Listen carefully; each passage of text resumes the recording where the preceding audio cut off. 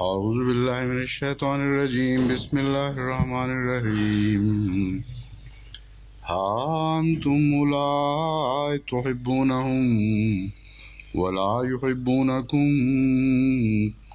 وتؤمنون بالكتاب كله وإذا لقوكم قالوا آمنا وإذا خلوا عضوا عليكم الأنامل من الغيظ وإذا خلوا عضوا عليكم الأنامل من الغيظ قل موتوا بغيظكم إن الله عليم بذات الصدور إن تمسسكم حسنة تسؤهم وإن تصبكم سيئة يفرحوا بها وإن تصبروا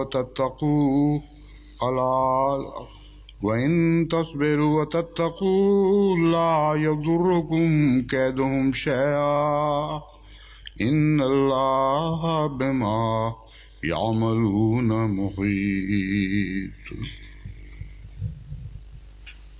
We have already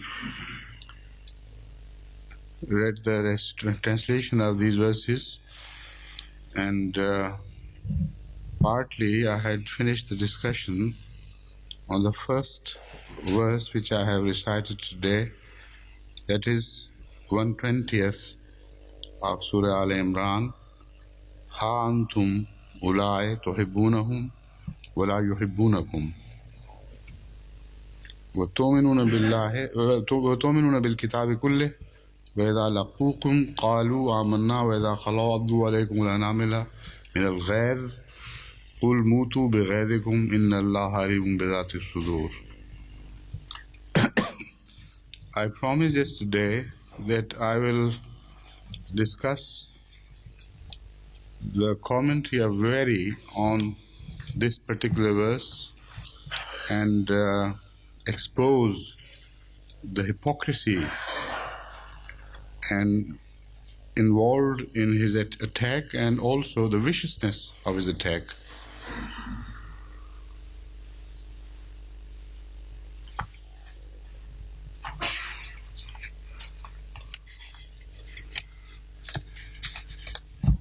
So I'll start reading from Veri.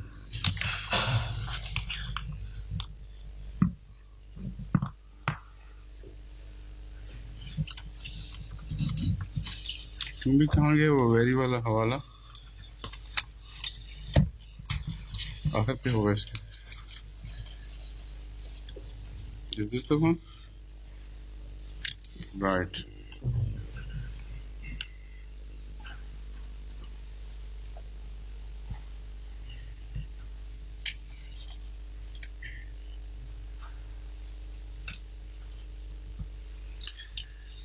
He's commenting on this verse.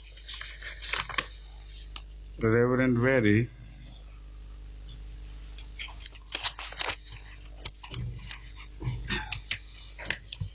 writes, the spirit of the Prophet's love is shown in the last clause of this verse. Die in your wrath. The evident purpose of the exhortation here is to eradicate every vestige of natural affection for unbelieving friends and neighbors from the hearts of his followers. This is what he has inferred from this, or would have the world believe. The evident purpose of the exhortation here is to eradicate every vestige of natural affection for unbelieving friends and neighbors from the hearts of his followers. Nothing was too heartless or cruel for Muhammad ﷺ to counsel or perform, provided his interest or his revenge could thereby be satisfied. I have never had a more vicious attack and more unwarranted and totally without any foundation attack on Ahmad ﷺ before in my life.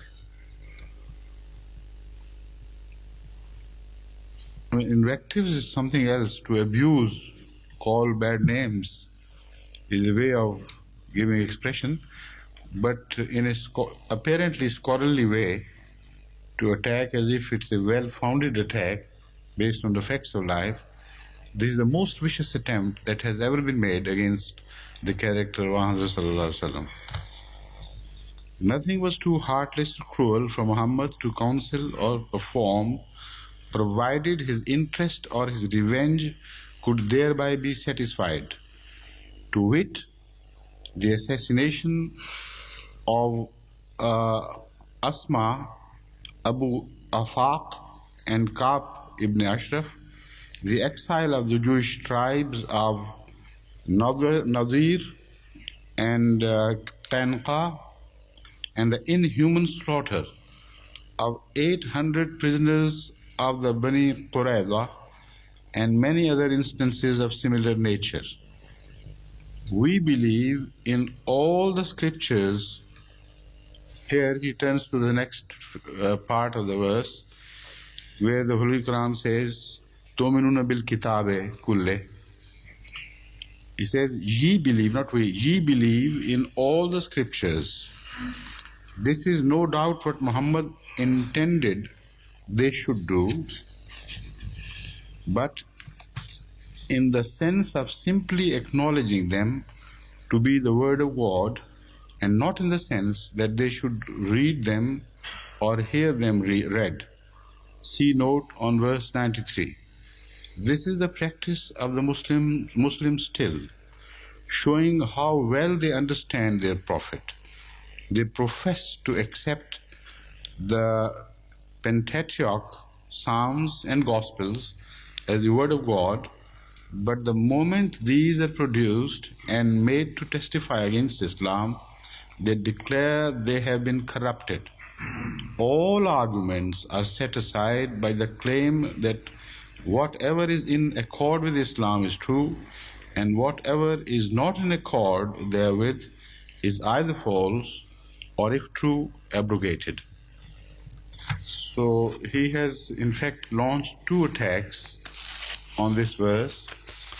Many attacks in fact included in these two attacks, but mainly they are that number one, Hazrat sallallahu alaihi wasallam strongly admonished Muslims not to have any human relationship based on the milk of human kindness concept with their opponents, whatever they are. And they must not show them any mercy, any quarter, any humanity, or any justice, of course, that is also meant, because they must be hated, and they must be hated with a vengeance. This is the spirit of his attack. And he says this is the inner spirit of Nauzubillah Hazrat sallallahu alaihi wasallam. According to this attack, the companions were much kinder than Hazrat sallallahu alaihi wasallam. They had decency, they had humanity, human values in them. But Hazrat sallallahu alaihi wasallam had none of these. So, bearing for some time with them for a while, ultimately he just gave himself up and said, look here, this is what I am inside. This is what I want you to be within yourselves. So this is the viciousness of the attack. The words, of course, are very cruel, but we have to read them, we have to bear with them, because now I'll turn to the answer. The second part is about his understanding of the belief in the book. Already I have spoken at length on this subject yesterday, and in view of that explanation, that objection is no longer valid at all. Either he has genuinely failed to understand the expression "Tu'minuna bil kitabi kulle," or perhaps after reading him, I believe, he has intentionally misread that verse, while if he claims to be a scholar on Islam and he claims to have read the Holy Quran in depth, at length, how could he forget the other explanatory verses found so abundantly in the Holy Quran regarding the belief in the book, what sort of belief we have, and what its true meaning is. So that shows again this is a vicious attack with malintentions. There's no question of giving him the credit of good intention at all after reading what we have read. Now I'll turn to the treatment of the Jews, which he has referred to in short, and take these one by one.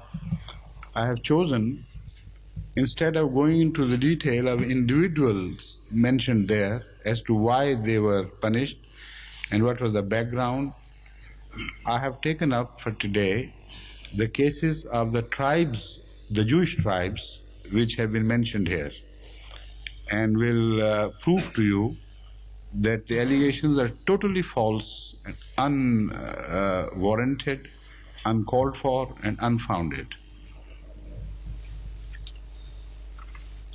But the story begins with the covenant of Medina.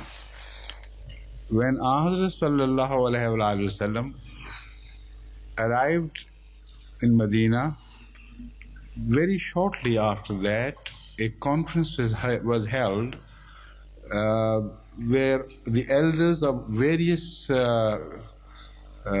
tribes and religions were invited to come to an understanding so that they could all live in peace and security from each other as well as from outsiders.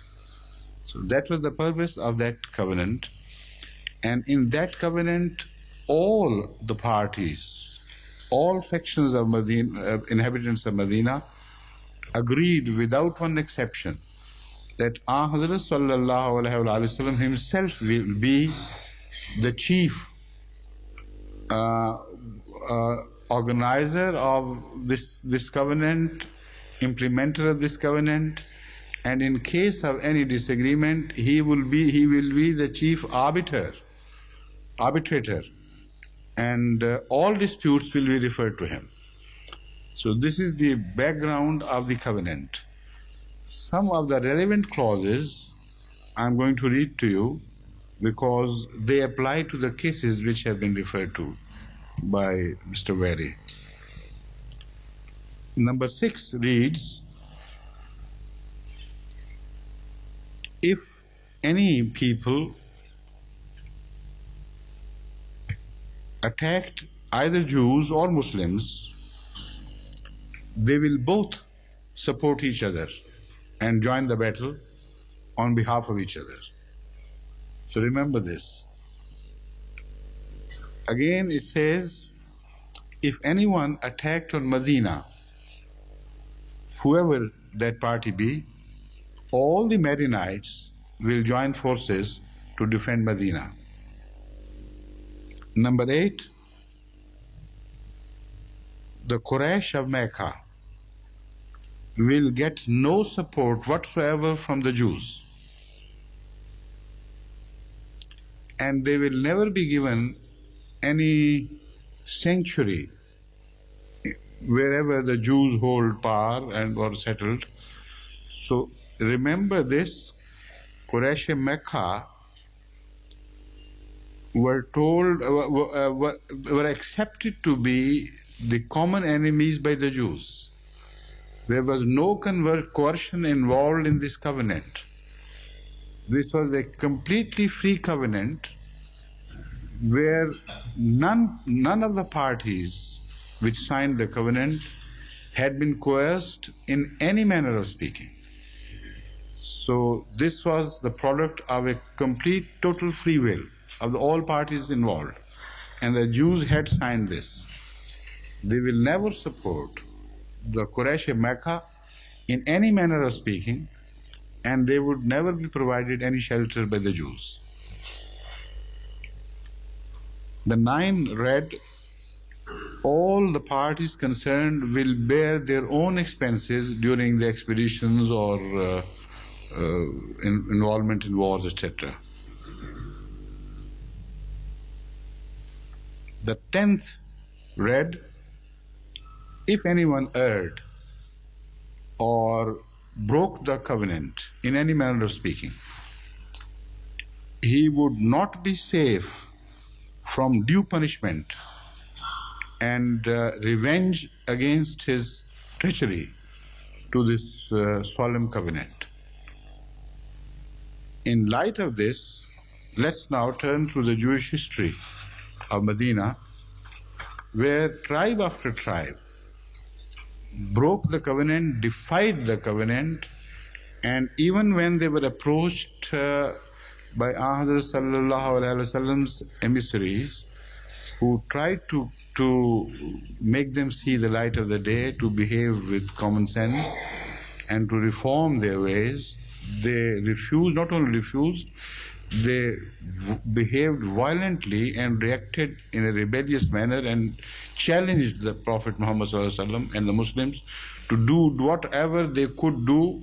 They would not change their way. So this was how the story started.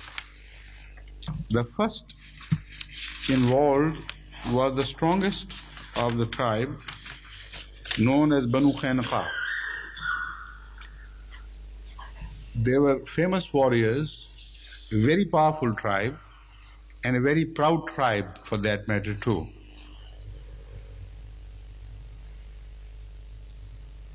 This is the tribe which started first molesting the Muslim ladies in Medina, taunting them and misbehaving towards them. And the story is so wild that I can't go into the detail how they repeatedly insulted the Muslim ladies and also indulged in other anti-Islamic activities and openly defied the covenant they had signed only less than 2 years before the time when they were ultimately punished. At this, Hazrat Sallallahu Alaihi Wasallam invited all the chiefs of Medina, of the tribe, and addressed them himself and warned them against such activities and told them to reform and stop such hostile activities. Otherwise, Sallallahu, who was the ultimate arbitrator, accepted arbitrator, will be left with no choice but to move against them. Tarikh al-Khamis in the first volume, page 470 or whatever edition it is, it's not mentioned. But when this is published, before printing, the editions should also be included in all the references. Tabaqat Sa'd, Ibn Sa'd, in second volume, page 19, mentions this and speaks of the Jewish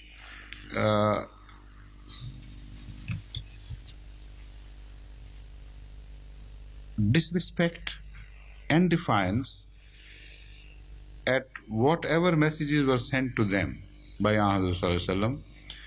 Instead of reforming themselves, they went on increasing in their mischiefs and also in their defiance.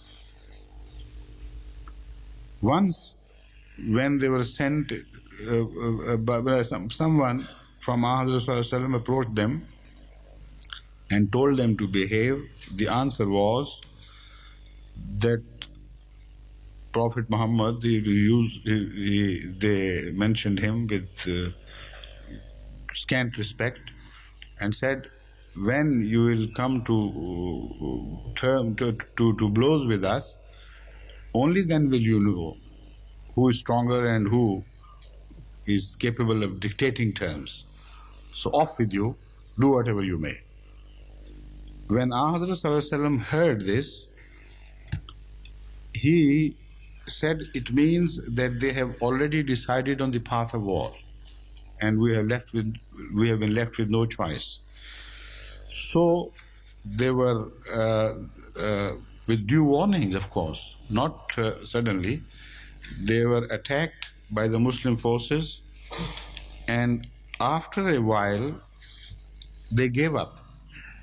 They surrendered and shamelessly accepted the terms and referred the matter to Hazrat Sallallahu Alaihi Wasallam, requesting him to permit them to leave Medina and go towards Syria without any molestation, with all the wealth they could carry.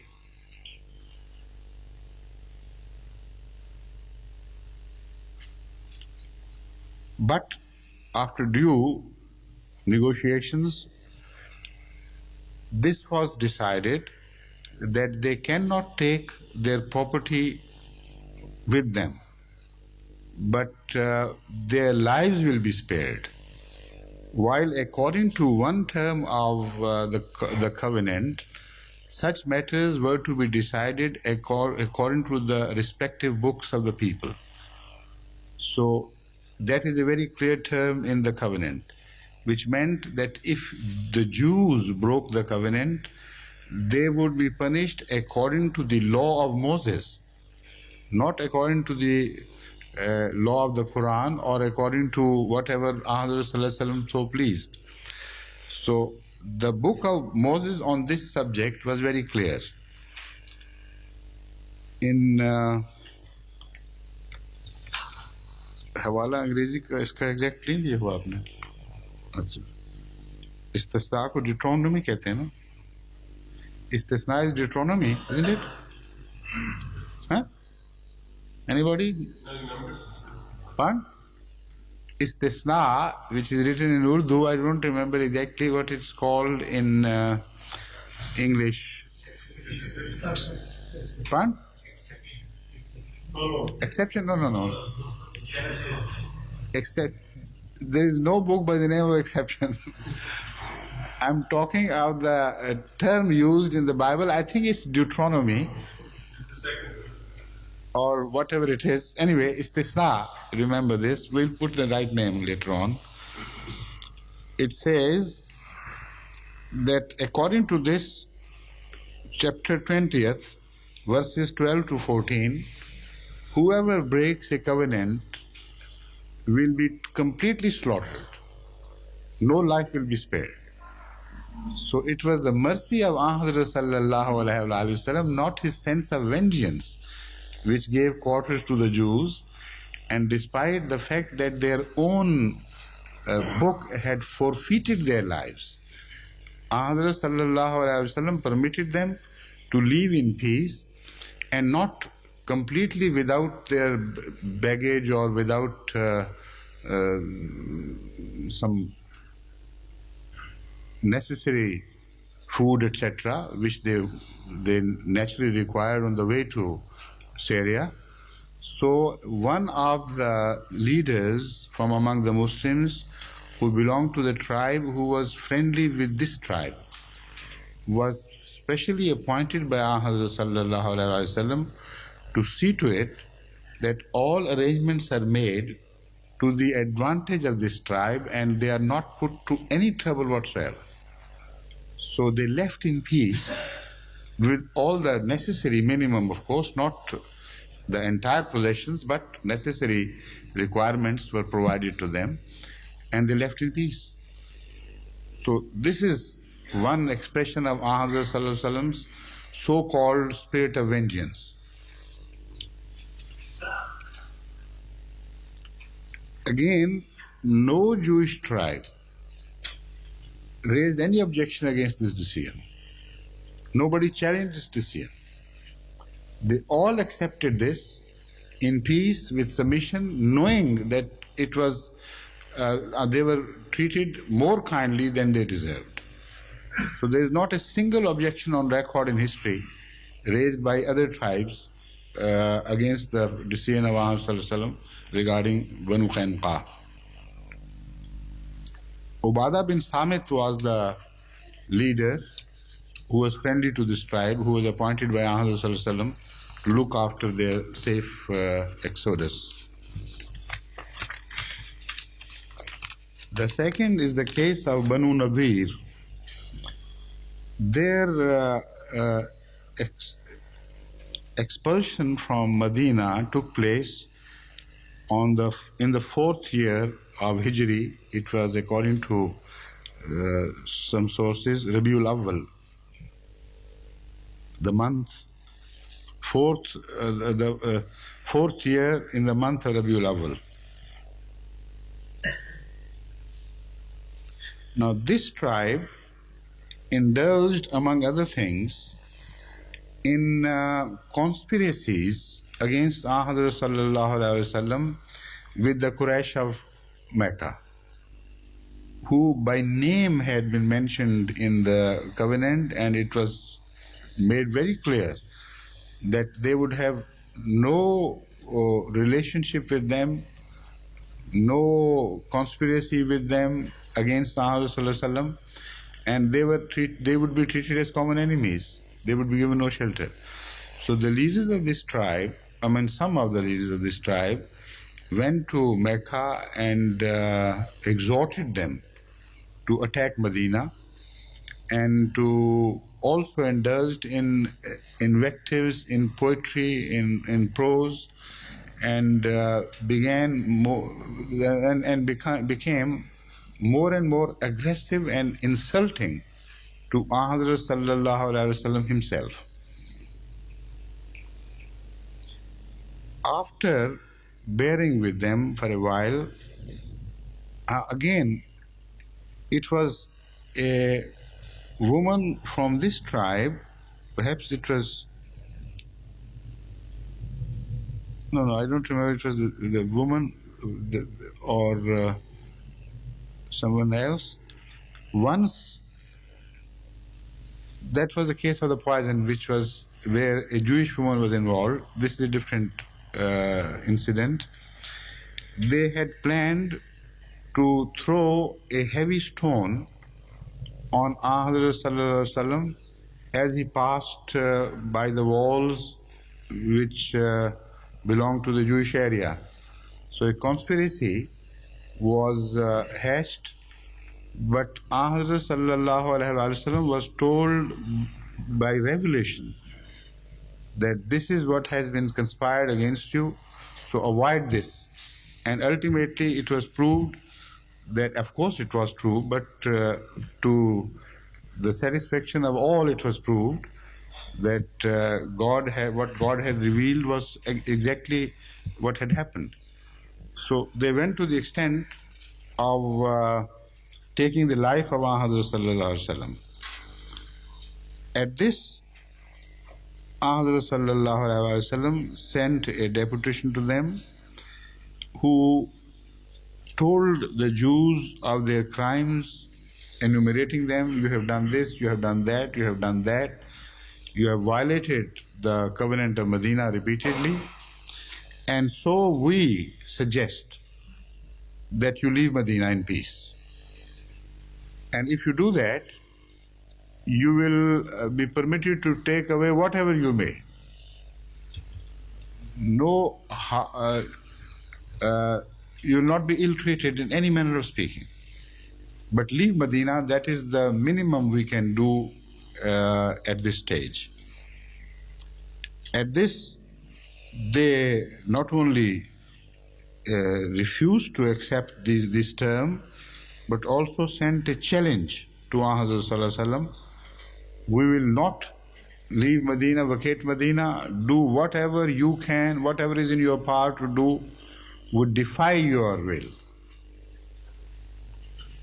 At this, Hazrat Sallallahu Alaihi Wasallam is known to have said, Allahu Akbar, God is the greatest. The Jews seem to have settled on a path of war.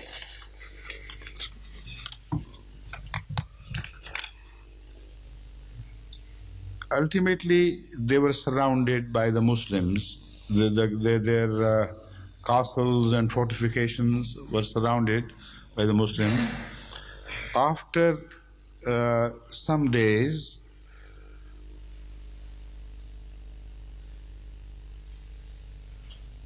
when the Muslims saw no signs of wilting on their part, Hazrat Sallallahu Alaihi Wasallam decided on felling their trees of the dead trees, some of them.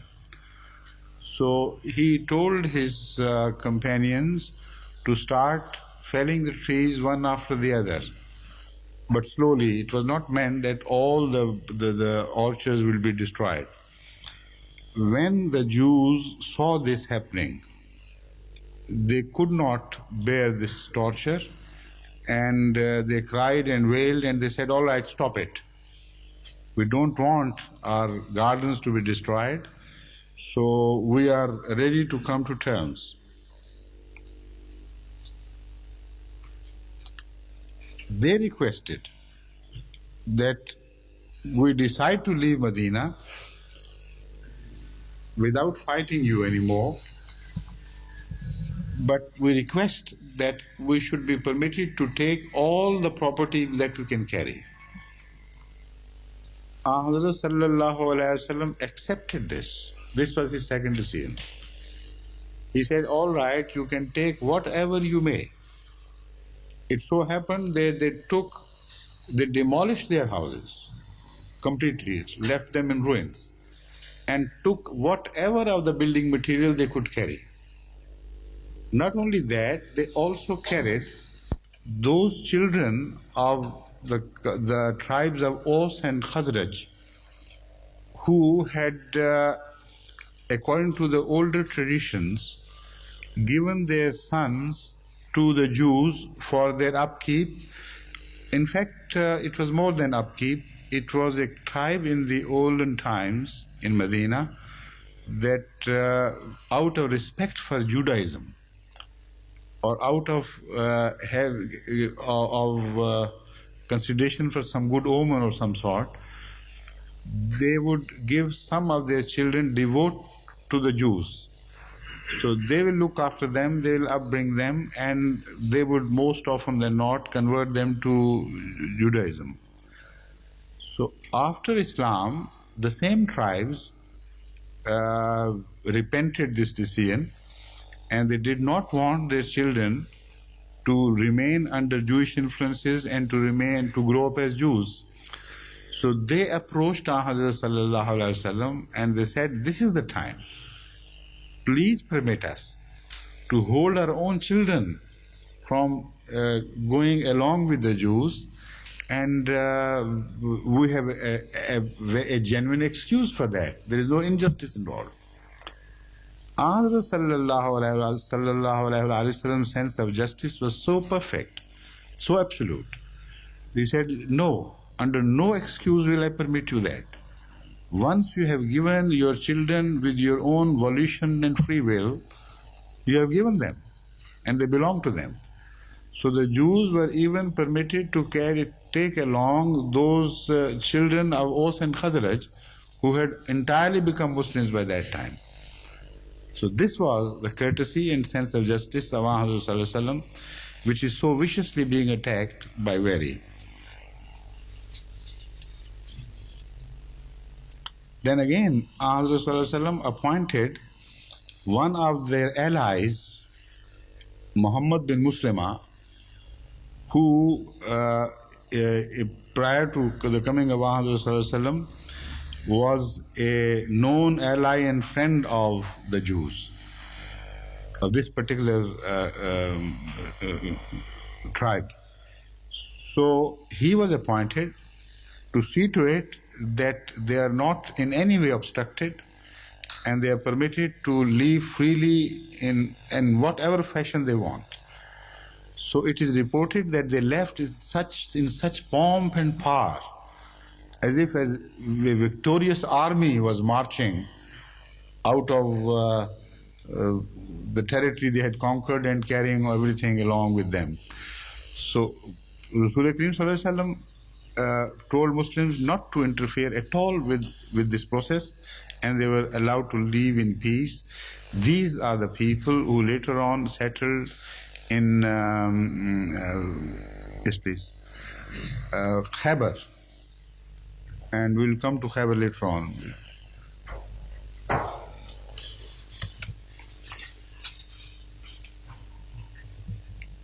Deuteronomy, yeah, that's right. And I think I was right in translating istisna as Deuteronomy.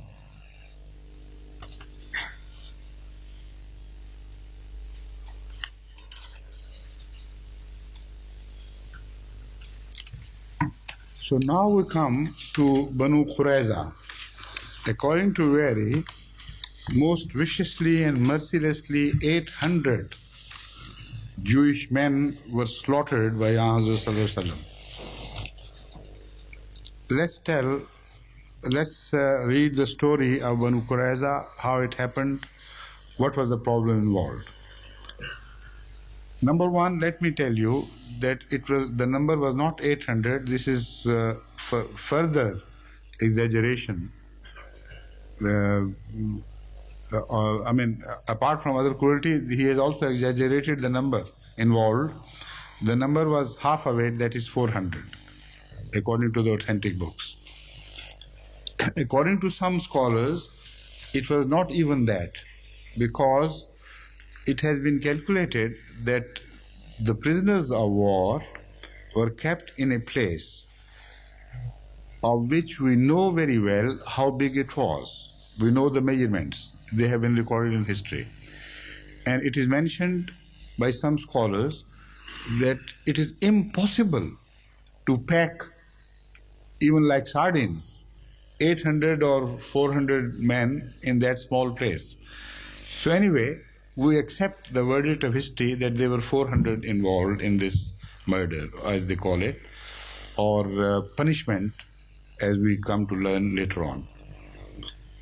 What happened was, this happened at the time of Battle of the Ditch. Even ordinarily, they were bound by the covenant to support Muslim war efforts against an enemy attacking Medina. Not only the Jews, but all others, idolaters, etc., were bound by this covenant. Instead of helping the Muslims at the time of the greatest crisis in the history of Islam, that is the Battle of the Ditch, the Jews decided to turn their coats and take sides with the attacking forces.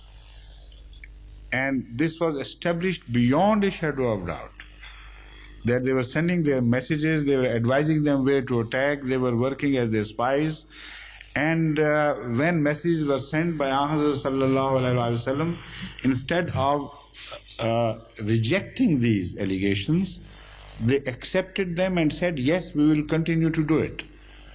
They had decided, perhaps in their false estimation, that the time for the end of Islam had come and they will never be able to survive this crisis. So that was the time they thought to benefit to the maximum from this situation and to be on the sides of the attacking tribes.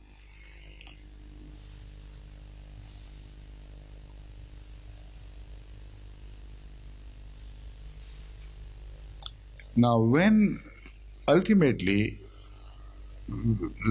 as you know, the miracle of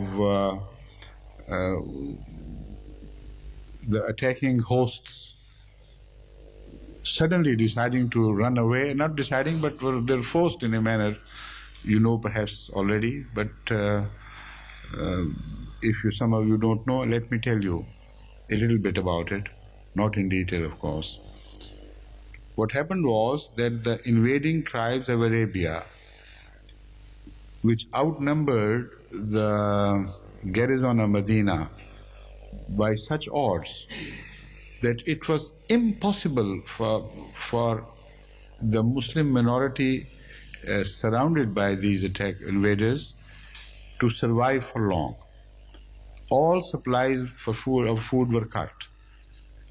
The people, the surrounded Muslims were much smaller in number, and they were completely exhausted by, among other things, by digging the ditch around Medina, which was a very, very difficult task. And it was a rocky, stony area, and there are so many stories or facts of history about how they went through this hardship in hunger and almost destitution, that even today when you read the account, one shudders with the thought of how much they must have suffered. At the same time, the hypocrites among the Muslims from Medina, they had started withdrawing from these efforts. And the Holy Quran speaks of them that they were so terrified that as if their eyeballs had turned backwards, like they turned backwards at the time of death, in the throes of final throes of death. Sometimes the eyeballs become white and they turn backwards. The Holy Quran describes this was the state of the weak among the Muslims, and the hypocrites, of course, were openly saying, we are finished, we are no more. The time has come. And Medina was shaken like a great earthquake, according to the description of the Holy Quran. That was the time when this treachery was carried out by this tribe of Qurayza. Qurayza is the first one. So what happened that not morning, but in the later part of the night, a sudden storm started blowing, and that storm put some of the fires off. And because the Arab tribes, idolaters, were very superstitious, this omen was taken to be a very ill omen, that their fires had been extinguished. So some of them started moving stealthily, and they wanted to break camp and run away. As they did it, this was caught up by others who saw them, and gradually panic was built, and everybody thought that a great attack had taken place, and everybody was running. So they started running in panic, and sometimes even they forgot to unwind the strings of the ties of their mounts, and they tried to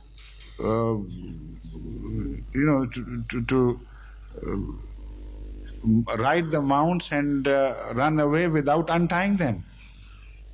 So this added further to further confusion, and it was such a mad panic which developed there, a mad rush, that seldom is seen in the history that such powerful army invading and surrounding such a small weak people should be in such a mad haste to leave and to run away.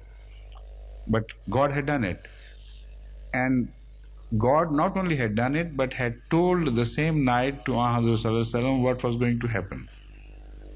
So before anybody had any idea in Medina what was happening outside, Hazrat came out of his tent and asked somebody to go and find out what's happening outside. So then the news was revealed to him and everybody that there is no army left at all. Just shattered camps and extinguished fires and this and that. So that was the victory from Allah, help from Allah, which saved Hazrat Sallallahu Alaihi Wasallam and his small number of companions from a vicious dual attack by the outsiders as well as the traitors from within. So imagine what should have been the fate of these people. By any standards, religious or non-religious, by any standards in the history of human warfare, how should such people be treated? Hazrat Sallallahu Alaihi Wasallam immediately after this great victory told the Muslims not to drop their weapons, remain armed and move on to the fortifications of this tribe, Banu Qurayza. So, without respite, although they were extremely tired for very long sleepless nights and all the hunger which I have already described, they were told by Ahmad not to take any risk, go straight on to surround the tribe, the fortifications of Qurayza. And so they did. After a while, Banu Qurayza realized that it was a lost battle. All their allies from the invading hosts had left. There was nobody to come to their help. So it was decided that something should be done about it. 3 choices were offered by the leader of the tribe to the people. One was to become Muslims, because he told them, after what I have seen, I have no choice but to believe that Islam is right. What we have seen is a sign from God. Nothing else, nothing shorter of that would have saved the Muslims. So my personal advice to you is to accept this choice. But the Jews were too proud to accept it. And particularly under the influence of their clergy, they said, no, this is out of question, rule it out. The name of their chief was Ka'b bin Asad. He offered the second choice.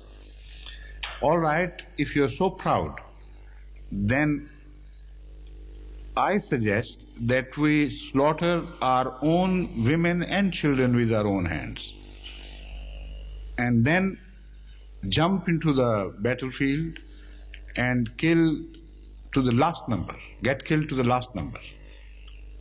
And this is the most honorable end that one can conceive a proud tribe like ours can meet. They refused. They said, it's impossible, we can't kill our own children. And if we kill our own children, then what is the fun of living and doing anything in life? So that was ruled out. In fact, he pointed out that if you're so proud, then do this. Otherwise, there is no sense in claiming to be proud and not giving in. The third choice was also rejected again, I think, under the influence of Jewish clergy. He said, all right, the third choice is, the only way we can think of any measure of success is to attack the Muslim camp tonight, because this is the night of Sabbath. And the Muslims know that on the night of Sabbath, the Jews never would never attack, because they even cease to follow the normal activities of life. They don't do anything, just the rest.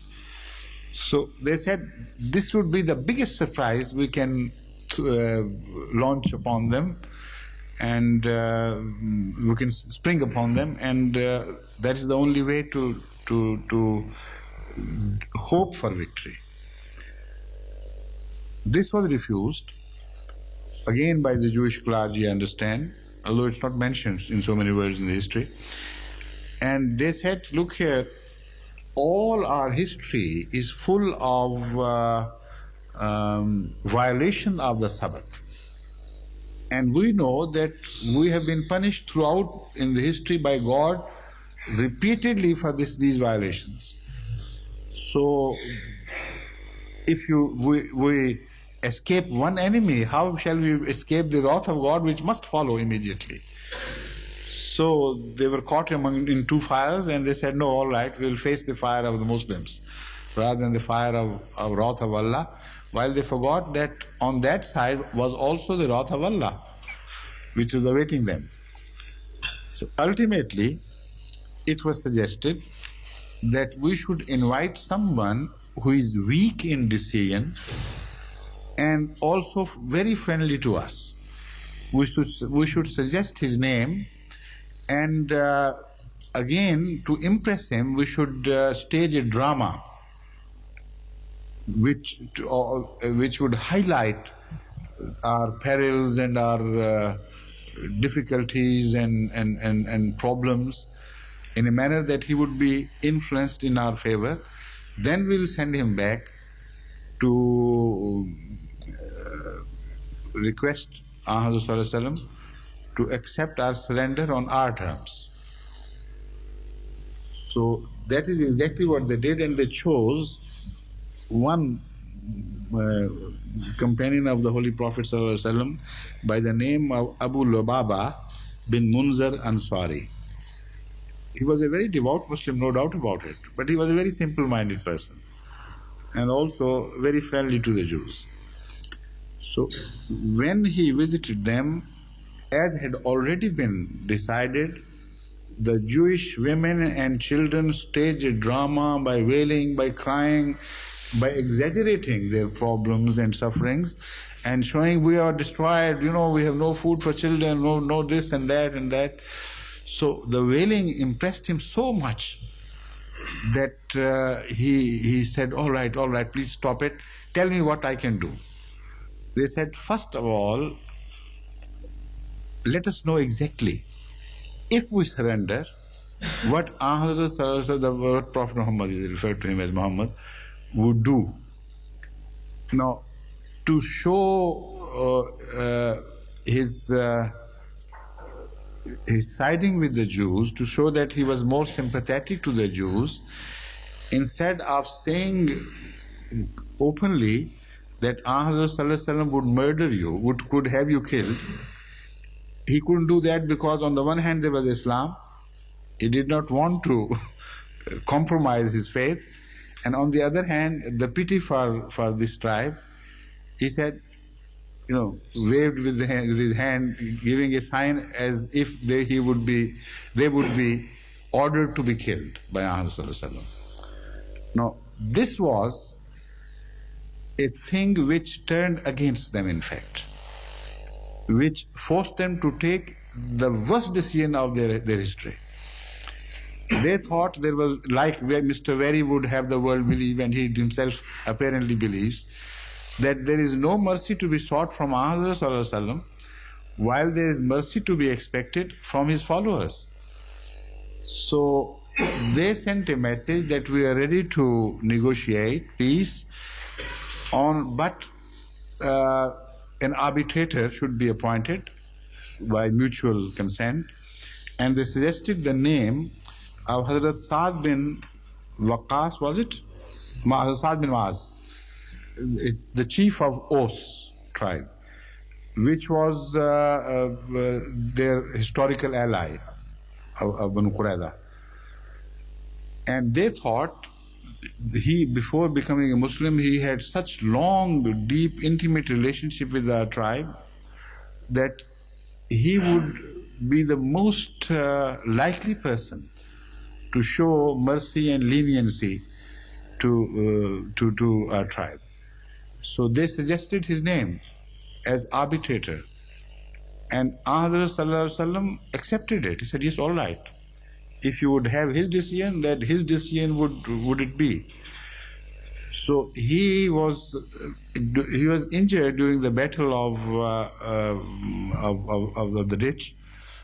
So he was carried to the place from the mosque where he was resting in his wounds. When he approached this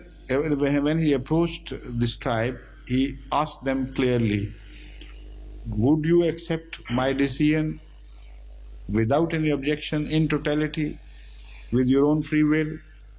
They all said, yes, of course, we have suggested your name. What other course are we left with?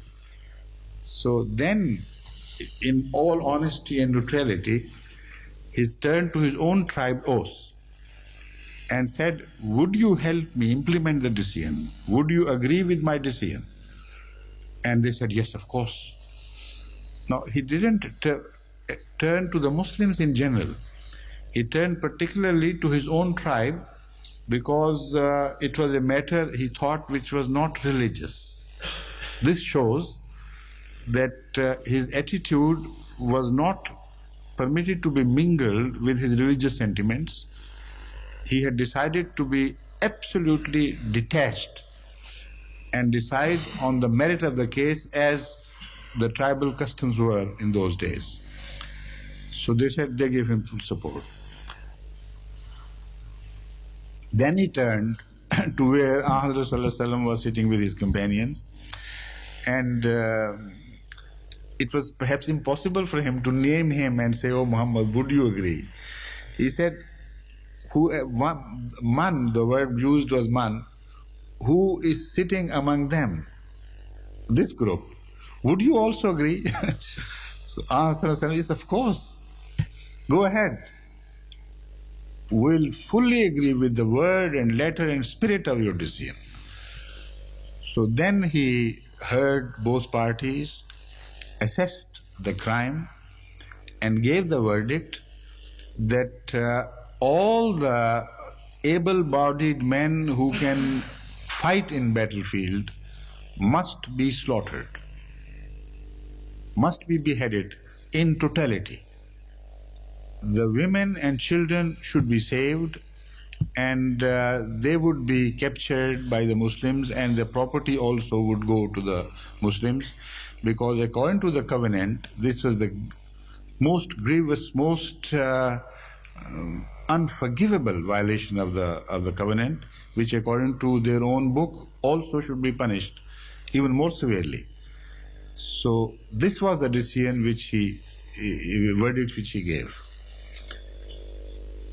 Hazrat Sallallahu Alaihi Wasallam decided to remain close to the site of this execution by declaring that if there are special cases where exemption has to be given, then he should be approached. And this was a sign given to the all present that all is not yet lost. In his capacity of the final supreme authority, he still had that right to make some exceptions. So the Muslim friends of the Jewish people who were condemned to death approached them and requested them to come to terms with on this and that, so that they could request Hazrat Sallallahu Alaihi Wasallam to save their lives. So many such instances are reported. In one case, a Jewish smaller leader was approached by a Muslim who said that I want to intercede on your behalf, but perhaps you do this and that, small minor things, conditions. And he said, yes, I could do that, but what is the fun in my living after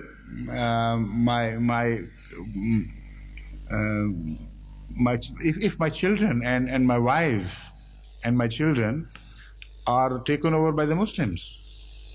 He said, all right, I will include this in my intercession, and I know Hazrat Sallallahu Alaihi Wasallam would forgive and would permit you to keep your wife and children, etc. He said, what is the fun if I am left penniless, if all my property is also confiscated? He said, all right, I would include that also, and I know Prophet Muhammad, he would forgive you. He said, all right, what is the fun if the chiefs of my tribes are, like he named one or two, are not spared? And he said, but those two have already been executed.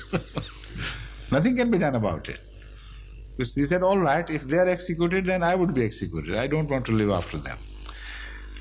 Other similar incidents took place to no avail, because one thing must be said about this tribe, that they were really brave people. Except for this treachery to which they succumbed at the end of the Jewish-Muslim relationship. They were the last tribe, you must remember. That means they had some decency among them, some good qualities as well, and they were at least brave people of principle. Only they erred when they thought everything is lost, the Muslims are to be destroyed ultimately, so why not benefit from this Hazrat Aisha is reported, Hazrat Aisha radiyallahu ta'ala anha, to be sitting by some ladies, Jewish ladies, and she reports that they were very brave. They would not show any signs of weakness, and they said, yes, go on and do whatever you want, because this is there's no choice, but this has to be done. So this tribe was eliminated ultimately under these circumstances. Now, looking at the history of all this, one thing emerges very clearly, that the only time when Hazrat sallallahu alaihi wasallam was not trusted by the Jews, that was the time of their destruction. Every time the decision was left to Hazrat sallallahu alaihi wasallam, he forgave and acted far more kindly than their own book would permit. This is the true picture of Hazrat sallallahu alaihi wasallam. So how vicious is the attack of Very, how totally merciless it is, but it offers us a wonderful illustration of the verse itself. He is the living symbol of what is described in this verse. Now, having read his vicious attack, now read this. وَإِذَا خَلَوْا عَضُّوا عَلَيْكُمُ الْأَنَامِنَ مِنَ الْغَيْظِ قُلْ مُوتُوا بِغَيْظِكُمْ إِنَّ اللَّهَ عَلِيمٌ بِذَاتِ الصُّدُورِ. This man seems to be dying with the raging fire within him against Islam and against Hazrat Muhammad Rasulullah Kareem Sallallahu Alaihi Wasallam. So, despite the fact that there is no ground for this attack whatsoever, he shows whatever is within him, and he also becomes a living demonstration of the previous verse, which says,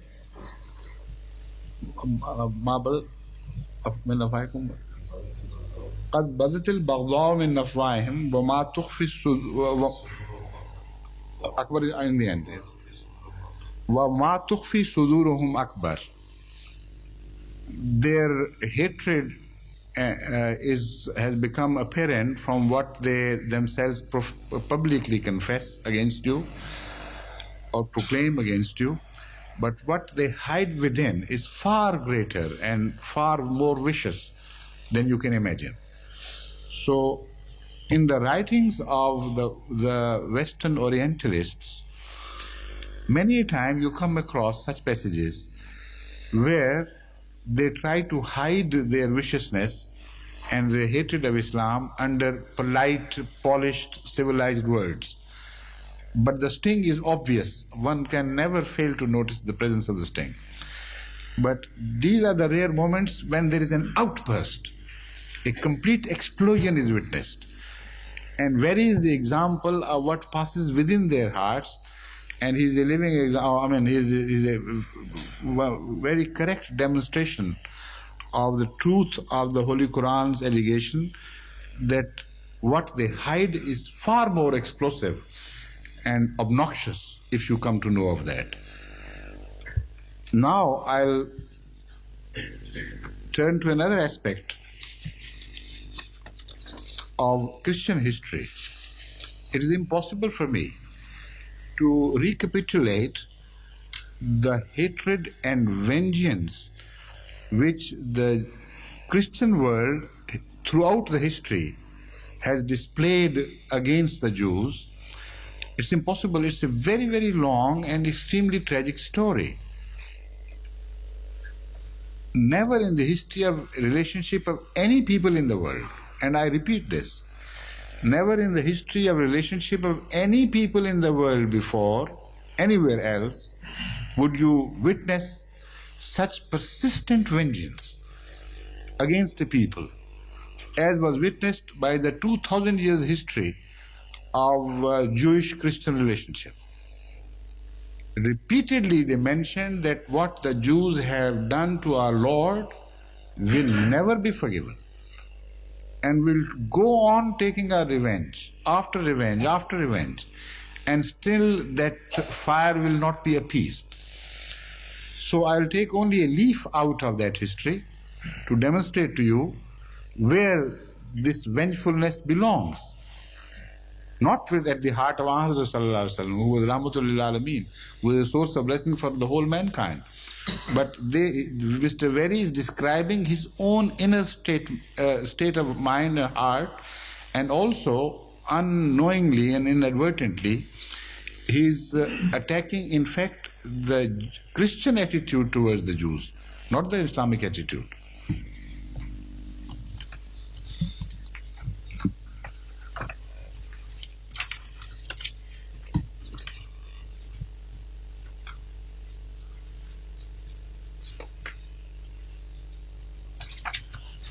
Where are those?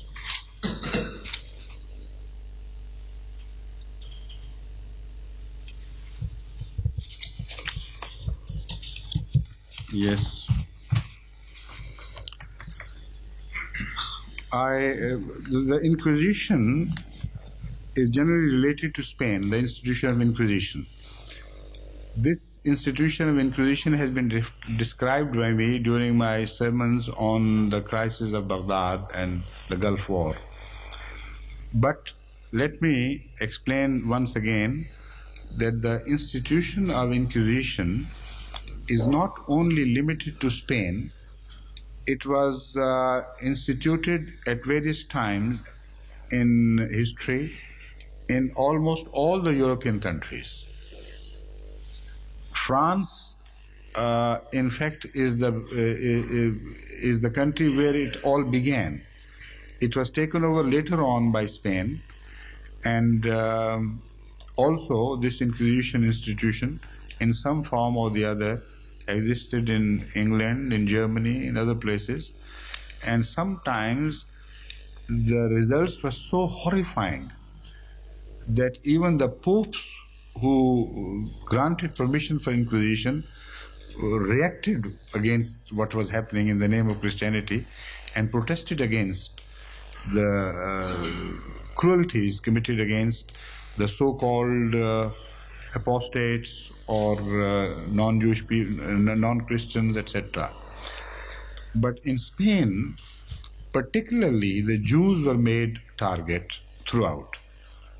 In other parts of Europe, it were not only Jews, but Christians, like those who did not agree with Catholicism, etc., or with any other brand of Christianity, they were at different stages of history punished variously by different rulers of the time.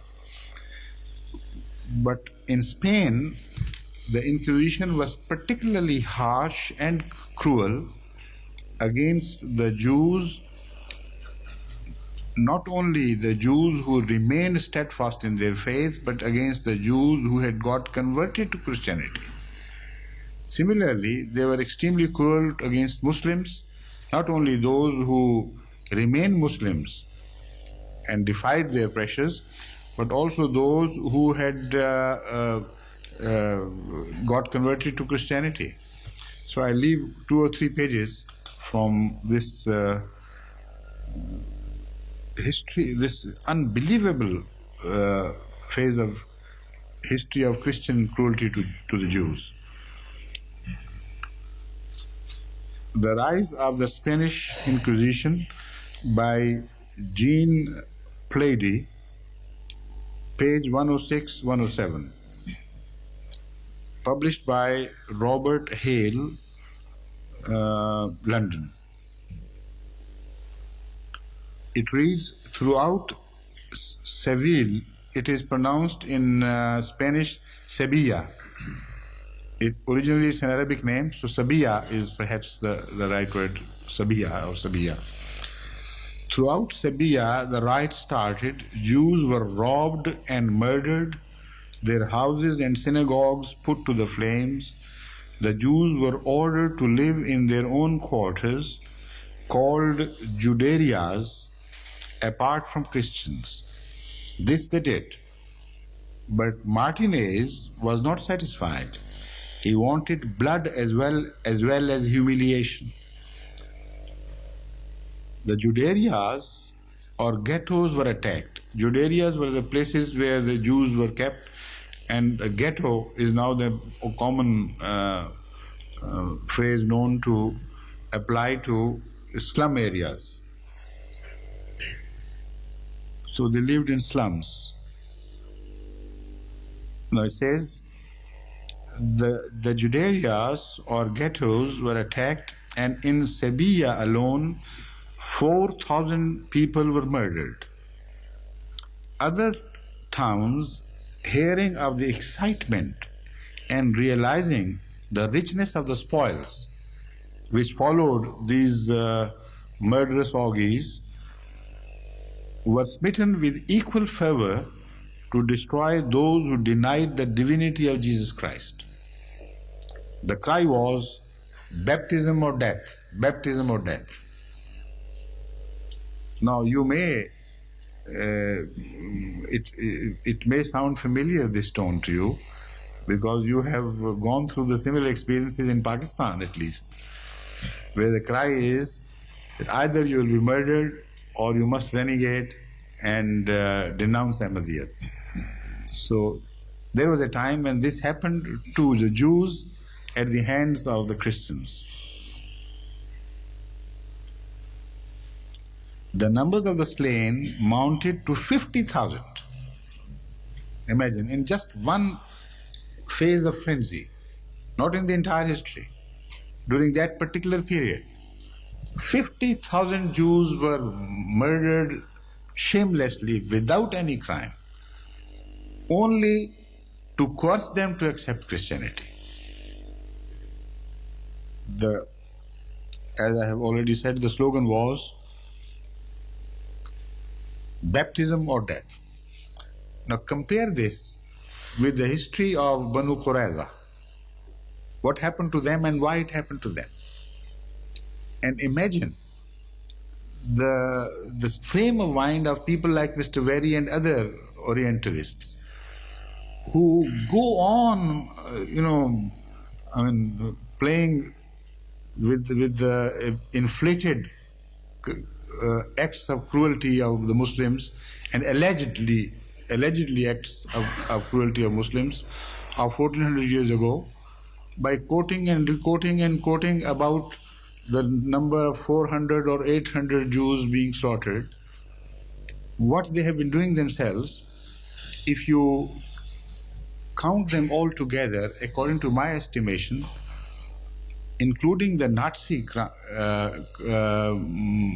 slaughter of the Jewish people, it's called Holocaust, I think the number must be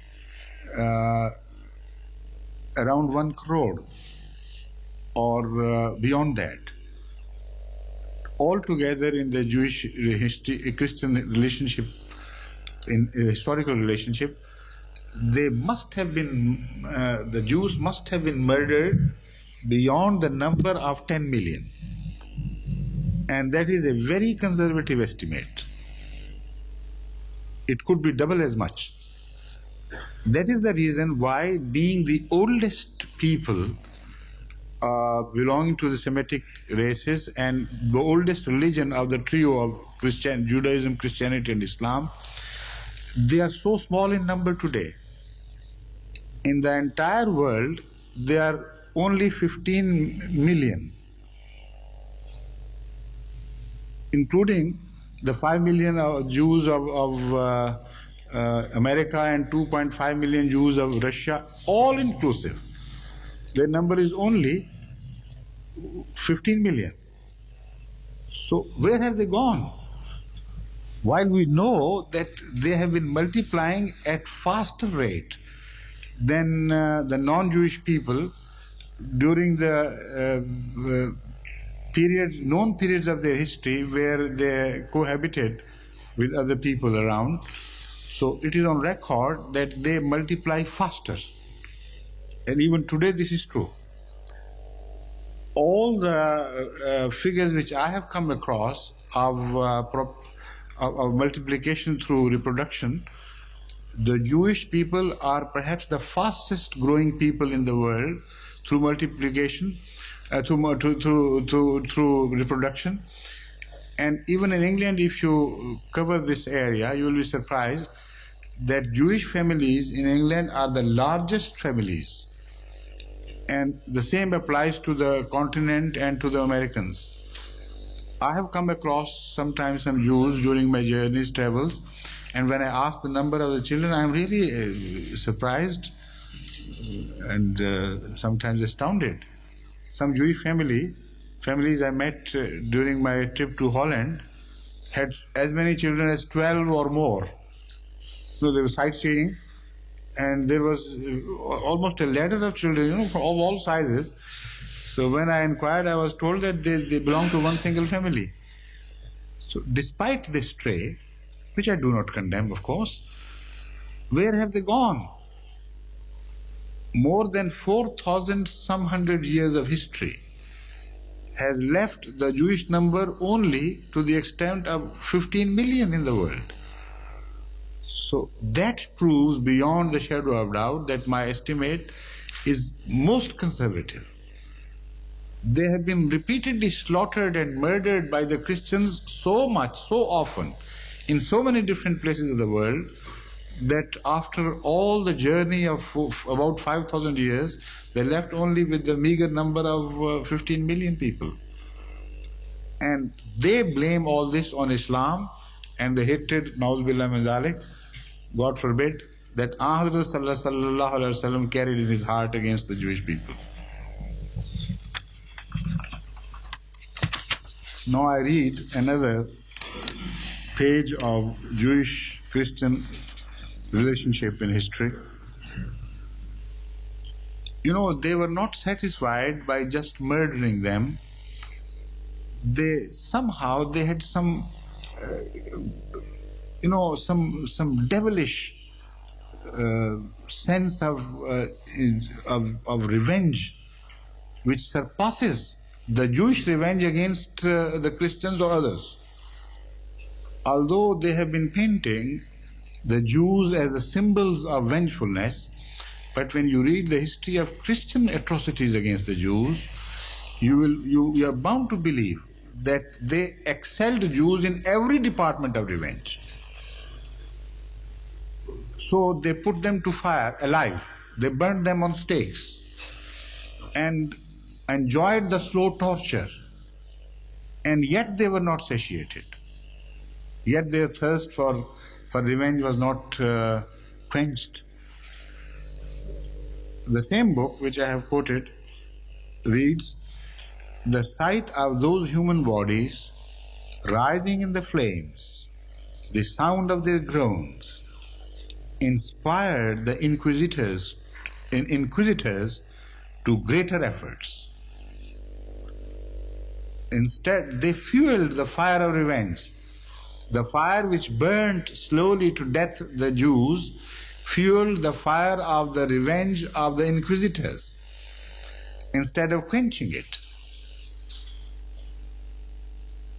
They wanted more burnings, more human sacrifices." Ojeda, or Ojeda it is written in English, was urging the people of Sevilla to provide him with heretics. If they did not produce them, they themselves would very soon come under suspicion, for heretics must there be. The chief inquisitor announced that all the converts from Judaism to Christianity are now under suspicion. They are more likely to be hypocrites than otherwise. So I show mercy to them and tell them to come forward and confess that they were cheating the Christian world, while within their hearts they still were Jews. So if they come forward of their own accord, then they will be forgiven, they will be shown mercy. If they did not, then they will fall under suspicion that they are hiding, and they would be proved to be criminals anyway. Because the slogan was, there have to be heretics. It's impossible for a society to be without heretics. So you point out or you become heretic. This was the choice offered to them. So what happened? At this time, however, The plague which had been raging through Spain came to Sevilla, and in the streets men, women and children who had been struck down were unable to reach their homes and lay dying. One of the first victims was Ojeda himself. This cruel perpetrator of Inquisition fell victim, was in fact almost the first victim of plague. He was dead within a few days. He had witnessed the first auto de fe, that is, I think there is a term in English for this, fire ordeal, it's called. Auto de fe, that to put on stake to fire and to put to test one's faith by torture on fire, and had planned many much more impressive to follow, but the first was his last. And with the plague came a respite for the Sevilla, for it was impossible to carry on the work of Inquisition in such a stricken city, and it became necessary for the Inquisitors to move out of the town. They set up their headquarters temporarily at the village of Arsena. Alas for Arsena, because despite the calamity of plague, they went on searching for the hypocrites in Arsena and kept on burning them alive.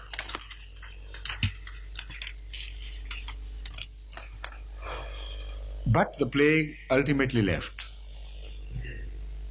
To what respite or relief for the Jews? The same historian writes, the plague in Seville or Sevilla was replaced by a worse enemy. The Inquisition returned. Now a state of terror reigned in the town. It had been seen how useless it was to protest. There was the example of Diego de Susan, who had been one of the town's most powerful men. Auto de fe were now being held at the rate of about one a month, and the inquisitors were indefatigable in their search for victims. The dungeons of the convents were full, and no more could be kept there. Many were taken to the castle of Triana, close to the city. There were vast dungeons in the castle, but these too were very soon filled to their capacity. No content with burning the living, the inquisitors brought charges of heresy and apostasy against the dead. Not content with the burning of the living, the inquisitors brought charges of heresy and apostasy against the dead, whose bodies were dug up and publicly burned. This is the Jewish forgiveness, the Christian forgiveness. If one has a right to taunt back, then this is what we can say, all right. If Muhammad's heart was devoid of mercy, then is this mercy according to the Christian definition? Victims were needed, so new edicts were issued. Once the known victims or alleged victims had been depleted, finished altogether, all those who were guilty of heresy or apostasy were urged to come forward and confess. A time limit was given for them to do this. If any failed to do so and were discovered in their sin, they were warned, meet with little mercy. 20,000 conversos came forward. Converts were called converso or conversos. 20,000 conversos came forward, trembling with terror, to admit that they had at times practiced Jewish rites. Despite having converted, they tremblingly said, all right, we confess. Occasionally, sometimes, we did go back to the old rite customs. Confession must be sincere, was the answer. Confession must be sincere.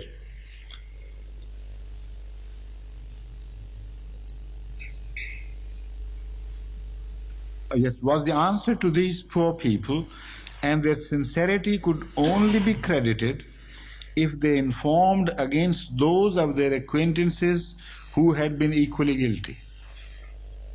They said, all right, you have confessed, we know how to treat with you, but to show that you're sincere, you must divulge the names of those of your friends and relatives who have not come forward. And they have to be there. There must be some who are trying to hide themselves. So they were put to death mercilessly anyway. But before they died, under torture, they also implicated some other innocent Jews or converts who might have got converted very sincerely. So this is how they were ultimately wiped out, all the Jews and the converts alike.